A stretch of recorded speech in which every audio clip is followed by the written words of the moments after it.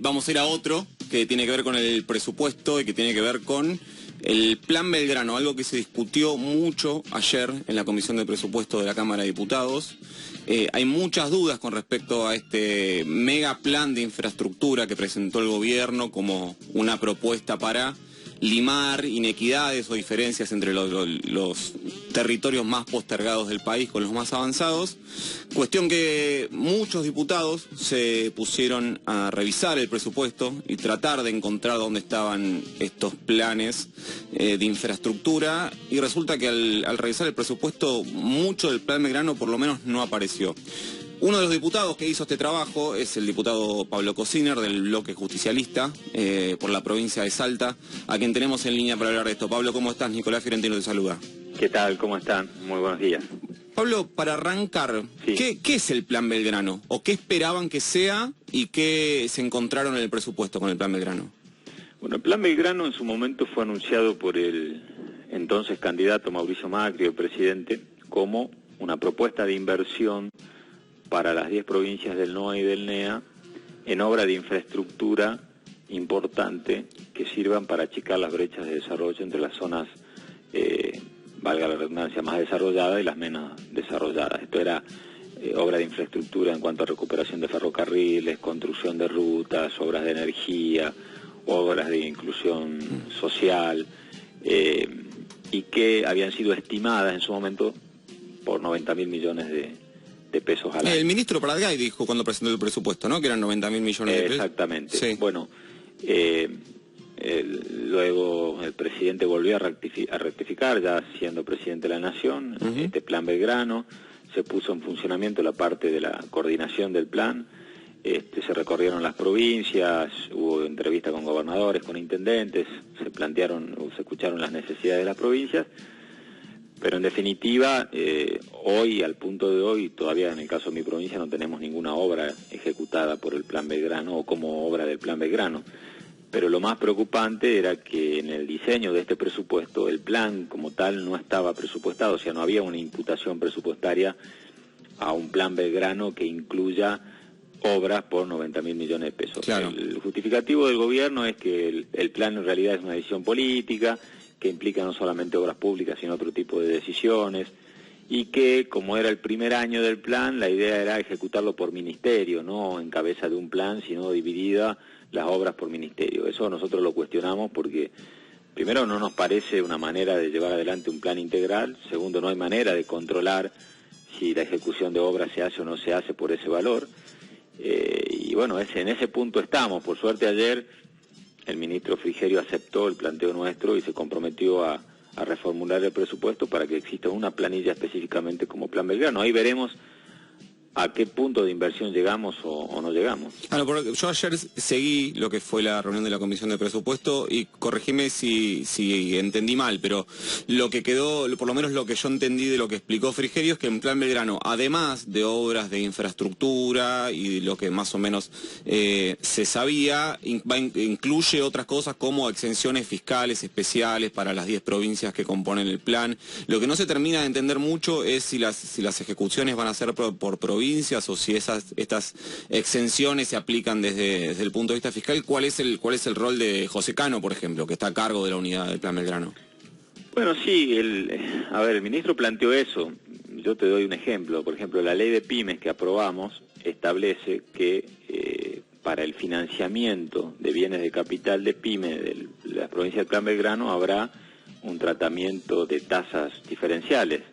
Ahora, la ley todavía no está reglamentada, claro. Ahí no se avanzó en nada. La ley de emprendedores plantea más o menos lo mismo, la ley de primer empleo plantea lo mismo, pero no son instrumentos que ya estén en vigencia. No, y además que depende hoy no hay exenciones impositivas adicionales. Y dependen de la inversión de los empresarios, digo, eso no son 90.000 millones de pesos de inversión. No, eso no hay manera de cuantificarlo, claro, porque todavía son hipótesis. A nosotros en esta etapa realmente lo que nos interesa es saber qué inversión va a hacer el Estado Nacional, palpable, cuantificable, que tenga que ver con ese objetivo, porque ¿cuál es la discusión que también teníamos cuando vino el jefe de gabinete Marcos Peña e hizo el informe? Nosotros vemos que en el informe se computaba como obras de Plan Belgrano de este año obras que ya venían ejecutándose de años anteriores y que tienen que ver con obras de educación, por ejemplo, jardín de infantes, escuelas especiales. Lo que llaman obras plurianuales. Claro, pero eso no es el Plan Belgrano como originariamente se lo concibió, porque si no sinceremos y digamos todas las obras que se hagan en las provincias del Neuquén y el NEA es Plan Belgrano, entonces no es nada nuevo.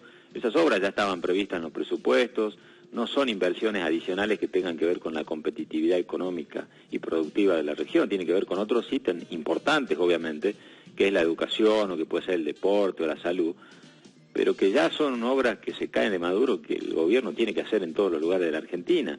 Entonces, ahí es donde estamos, por eso, en ese punto estamos de discusión, por eso nosotros estamos pidiendo al gobierno que se presupueste el plan, que se diga cuánto se va a invertir, que se especifique cuánto es la inversión por provincia y que se especifique además el importe de cada obra por provincia, porque hoy es una abstracción de la cual no podemos salir. Diputado Darío Gaño le pregunta si el gobierno desoye estos reclamos y si sigue esta tendencia, ¿el Plan Belgrano se puede transformar en un sello de goma?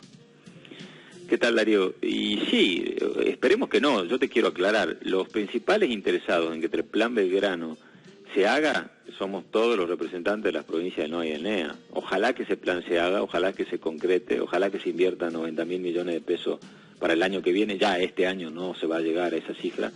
Y lo más preocupante es que si yo tomo, como no hay planilla del Plan Belgrano, si yo tomo la inversión en bienes de capital para las provincias del NOA y del NEA, esto quiere decir, las obras que el gobierno nacional hace en las provincias y el dinero que se remite a las provincias para hacer obras, entre todas las provincias yo llego a un monto de alrededor de 40.000 millones de pesos, no los 90.000 que se había comprometido el plan. Entonces, pero eso suponiendo que las obras, nosotros estamos tomando todas las obras, todas, desde educación, desde salud, desde vialidad, tampoco específicamente tiene que ver con obras originariamente definidas como Plan de Belgrano. Entonces, si yo tomo todas las obras y me da un monto de 40.000 millones, cuando la inversión comprometida era 90.000, están faltando 50.000 millones de pesos. Entonces, para evitar esto, es que lo que nosotros le pedimos al gobierno la clarificación.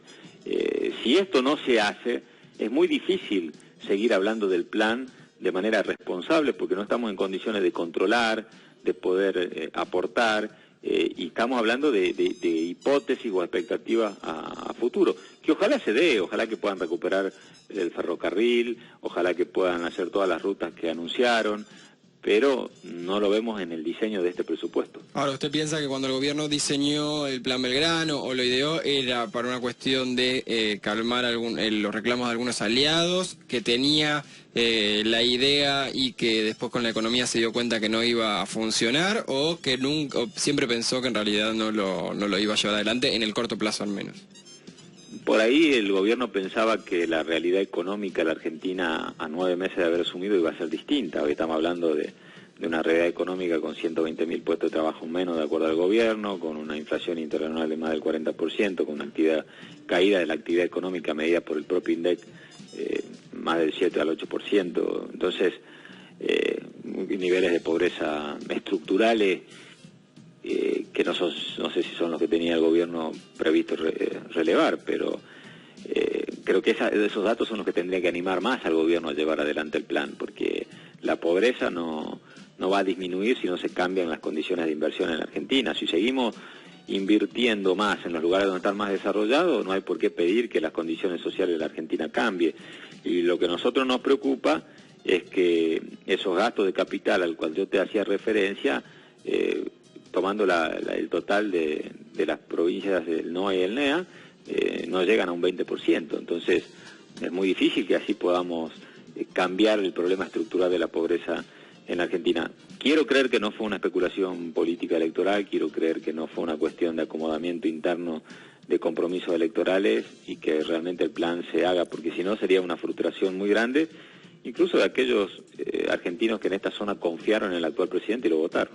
Diputado, la última, y le agradecemos muchísimo el contacto. Usted fue funcionario y es una persona muy cercana al gobernador de Salta, Juan Manuel Urtubey. Los gobernadores, por lo menos en mi lectura, han sido hasta acá garantes de la gobernabilidad del gobierno, le han dado su aval para las medidas más importantes, como fue el pago a los holdouts, como fue el proyecto de pago de juicios a los jubilados, han han negociado deudas, etcétera.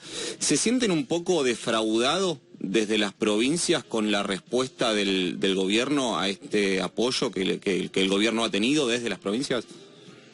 Mira, yo puedo hablar por el gobernador de Salta, pero creo que todos los gobernadores lo han tomado de la misma manera. Los gobernadores no han dado esta gobernabilidad a la que vos haces referencia a cambio de algo en especial. Ellos lo han hecho convencidos de que en una situación de crisis de la Argentina los primeros perjudicados son las provincias. Entonces, yo creo que ha sido un acto de responsabilidad sin esperar ningún tipo de contraprestación especial. Ha sido realmente entendiendo de que en el primer año de gestión de un nuevo gobierno, habiendo habido un cambio de signo político, era necesario apostar a una estabilidad institucional importante y darle la oportunidad al gobierno que desarrolle su política. El problema que a esta altura nosotros no vemos nada que indique que la situación de las provincias haya cambiado desde el punto de vista de nuevas oportunidades, salvo algunas cuestiones. Yo quiero ser sincero, en este presupuesto hay una buena partida en materia del programa Hábitat para la provincia de Salta, la zona este, que necesita mucha inversión social, o en materia de vivienda. Pero en líneas generales, cambios estructurales no estamos viendo. Claro. El gobierno tiene tiempo para rectificarse de eso, pero nosotros esperábamos quizá un poquito más de compromiso y más velocidad en tomar algún tipo de medidas que beneficie fundamentalmente al interior, que necesita cambios estructurales. Hasta ahora no lo estamos viendo, y la caída de la actividad económica nos está perjudicando mucho. Sí, en ese sentido, nosotros esperábamos que el gobierno tenga por ahí el reflejo mucho más rápido. Claro. Cociner, le agradecemos mucho el contacto. Que tenga buen día. No, muchas gracias a ustedes. Hasta luego. Era el diputado Pablo Cociner del Bloque Justicialista.